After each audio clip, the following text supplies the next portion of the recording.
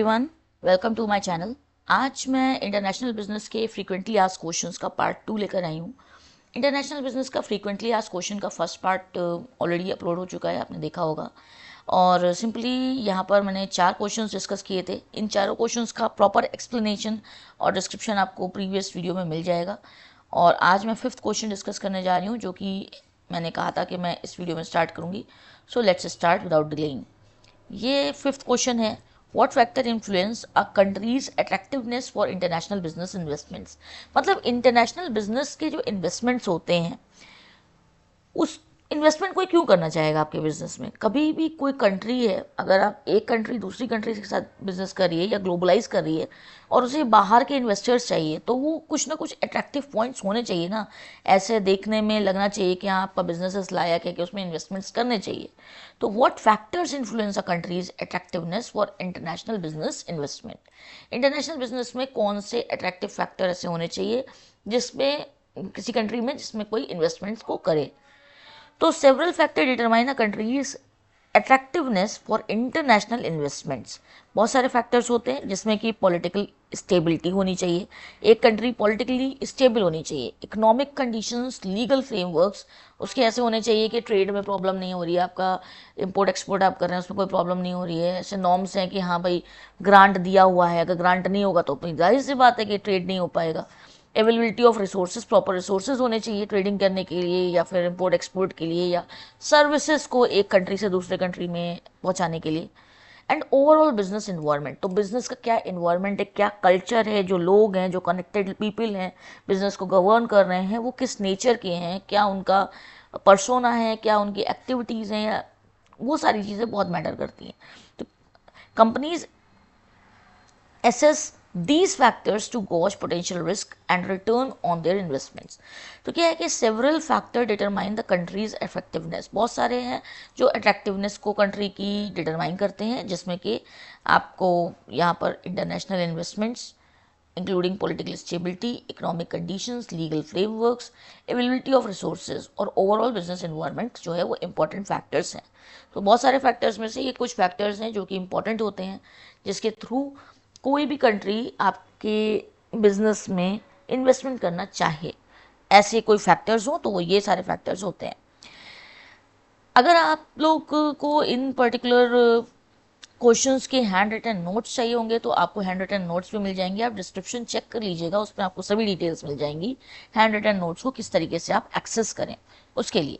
तो आप एक बार डिस्क्रिप्शन ज़रूर से चेक कर लीजिएगा। और ब्लॉग पोस्ट भी बहुत सारे हम लोग टेक्निकल और मैनेजमेंट से रिलेटेड पोस्ट करते हैं, तो वो ब्लॉग पोस्ट जो हैं वो भी आपको अपने करियर एनहांसमेंट में और अपनी लर्निंग्स में मदद करने वाले हैं। They are going to be really very helpful to you. तो आप डिस्क्रिप्शन ज़रूर से चेक किया करिए, हर वीडियो का डिस्क्रिप्शन, क्योंकि उसमें रिलेटेड वीडियोज़ के लिंक्स भी रहते हैं, आपको डिफरेंट अपडेट्स भी मिल जाएंगी। और चैनल को ज़रूर से सब्सक्राइब करके रखिए, क्योंकि तभी आपको नए वीडियोज़ के अपडेट्स मिलते रहेंगे और आपको अपने पढ़ने में हेल्प मिलने वाली है। So please do not forget to subscribe. Let's move further. अभी मैं सेकंड को एक यहाँ पर पार्ट स्टार्ट कर रही हूँ, जिसमें कि क्वेश्चन 1 यहाँ पर आप देख सकते हैं, that is what is protectionism. इसका मैंने नाम पहले भी लिया था कि प्रोटेक्शनिज्म होता है कि किस तरीके से दो कंट्रीज़ के बीच में जब ट्रेडिंग हो रही होती है तो भाई उनको चाहिए कि कुछ कुछ नॉर्म्स हैं, कुछ जैसे कि आपके फैक्टर्स हैं, कह सकते हैं कुछ पॉलिसीज़ हैं जिनको इम्प्लीमेंट करती है दो कंट्रीज़ के बीच में एक गवर्नमेंट। तो उन फैक्टर्स के बारे में हम लोग थोड़ी सी बात करते हैं इस वीडियो में। तो वीडियो के लास्ट तक रहिए, क्योंकि कुछ इंपॉर्टेंट क्वेश्चंस हैं जो मैं बात कर रही हूँ और ये बहुत ही ज़्यादा हेल्पफुल होने वाले हैं आपके नॉलेज को एनहांस करने के लिए। चाहे आप वाइवा के लिए प्रिपेयर कर रहे हो, चाहे आप अपने एग्जाम के लिए प्रिपेयर कर रहे हो, this is going to be really very helpful. Interview वगैरह में ये क्वेश्चंस बहुत हेल्पफुल होते हैं, ये क्वेश्चंस आपको हेल्प करने वाले हैं। So what is protectionism and why do countries implement it. क्यों करती हैं कंट्री प्रोटेक्शनिज्म इम्प्लीमेंट, होता क्या है। तो protectionism refers to the government policies, जैसे कि मैंने कहा गवर्नमेंट पॉलिसीज होती हैं that restrict international trade to help domestic industries compete against foreign competition. तो फॉरेन कंपटीशन से किस तरीके से कंट्रीज जो हैं वो ट्रेड करने में हेल्प मिले, मतलब प्रॉब्लम ना आए, और ऐसे कौन से आप कह सकते हैं रिस्ट्रिक्शंस हैं जो गवर्नमेंट ने इम्प्लीमेंट किए हैं, उन्हें प्रोटेक्शनिज्म कहते हैं। ऐसे रिस्ट्रिक्शंस जो दो कंट्रीज के बीच में प्रॉब्लम ना आए, सब कुछ स्मूथली हो जाए। मतलब प्रॉब्लम तो टेररिज्म अटैक भी हो सकता है, प्रॉब्लम तो कुछ भी हो सकती है ना, हो सकता है गलत ड्रग्स को कोई लाइक स्मगलिंग कर रहा हो, कोई गुड्स के अंदर कुछ और ड्रग्स का यूज़ कर रहा हो, या कोई ऐसी चीज़ें जो नहीं ट्रांसपोर्ट होनी चाहिए, नहीं ट्रेड होनी चाहिए, उनको भी ला रहे हो सकते हैं। तो बहुत सारे नॉर्म्स होना ज़रूरी होते हैं। वो नॉर्म्स जो होते हैं वो प्रोटेक्ट करते हैं, इसलिए प्रोटेक्शनिज्म कहा जाता है इसे, जो गवर्नमेंट पॉलिसीज लगाती हैं। तो this is typically done through tariffs, Kota's, subsidiaries and other regulations. जैसे कि मैंने कहा कि टैरिफ्स होते हैं, मैं इन सब के बारे में भी डिटेल में आगे आने वाले वीडियोस में डिस्कस करूंगी। फिलहाल के लिए आप ये समझिए कि टैरिफ, कोटा, सब्सिडरी और अदर रेगुलेशंस होते हैं जिन्हें गवर्नमेंट पॉलिसीज़ कहते हैं, जो कि वो गवर्नमेंट पॉलिसीज़ हैं जो कि प्रोटेक्शनिज्म प्रोवाइड कर रही हैं किसी भी ट्रेडिंग में। तो countries implement protectionism to protect emerging industries, safeguard national security and preserve jobs, although it can lead to higher consumer prices and less choices।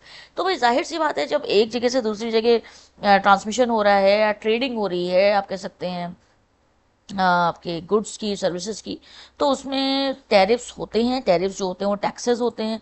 Quotas जो होते हैं वो कुछ लिमिट्स होती हैं, जो क्या कहते हैं आपको देता है कि हाँ इतना आप फ्री ट्रेड कर सकते हैं, आपको इतने के ऊपर जो है इतना पे करना होगा, या इतना किलो का गुड ही आप ट्रेड कर सकते हैं, इतने क्विंटल्स का ही गुड ट्रेड कर सकते हैं एक वीक में।